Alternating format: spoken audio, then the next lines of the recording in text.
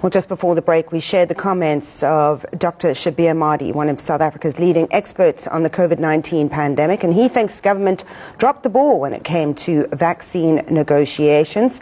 Let's talk to Professor Helen Rees. She's the Executive Director at Wits Reproductive Health and HIV Institute, the Chair of the South African Health Products Regulatory Authority, and she joins us via Skype. Professor Rees, thank you so much for joining us.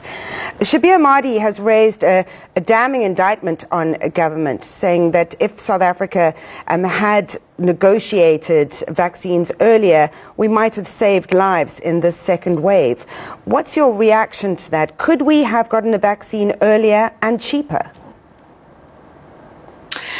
Look, I think that we're in a difficult situation, funnily enough, as a middle-income country. The richest countries of the world, as probably Shabir told you, have bought up over 50% of available vaccines now. So there is very little vaccine out there. And as we know, the UK and now the US will start to roll out these vaccines. So it's not that there are lots and lots of vaccines out there. The good news is that we now have a third vaccine, which was, again, one of the vaccines that we were involved with the clinical trial here in South Africa. And that vaccine, although not as effective as the other two vaccines, has the potential to be rolled out in low and middle income countries because its storage is easier and it's cheaper. But it's not yet available.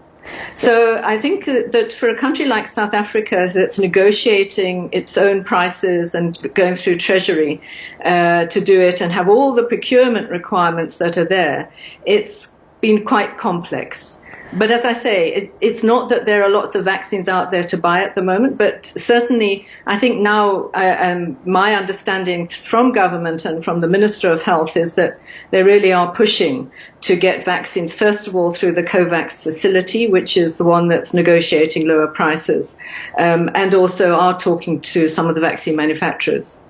So essentially, at this stage, our greatest option is the COVAX facility that would vaccinate only 10% of our population. Well, in the first instance, that's correct. The COVAX facility was put in place to support low and middle income countries to get access to vaccines and get access to them quickly. The poorest countries are having a sort of block negotiation done for them through the COVAX facility, but a country like South Africa is going to have to put its own money in to purchase through the COVAX facility. But the hope is that we get much more competitive prices through this mechanism. What we know, though, is that there aren't going to be in the first year until the middle of next year, certainly, there aren't going to be lots and lots of vaccines around for anyone to negotiate. So I think that we think even with the COVAX facility that we are likely in South Africa only to get a limited amount of vaccines probably by the middle of next year, and then more in the second half of next year. But there are two problems. One is the power of negotiation and the difficulties of negotiating the finances for the South African Treasury and the Health Department. But more than that, it's actually how much vaccine is out there for countries like South Africa to be able to negotiate to purchase. Professor Rees, so without a vaccine, those protocols, restrictions are all the more important. According to our sources, the NCC has apparently decided that they're going to be monitoring the spikes in infections over the weekend. They'll make a decision on Monday about more restrictions. Should we brace ourselves for more restrictions?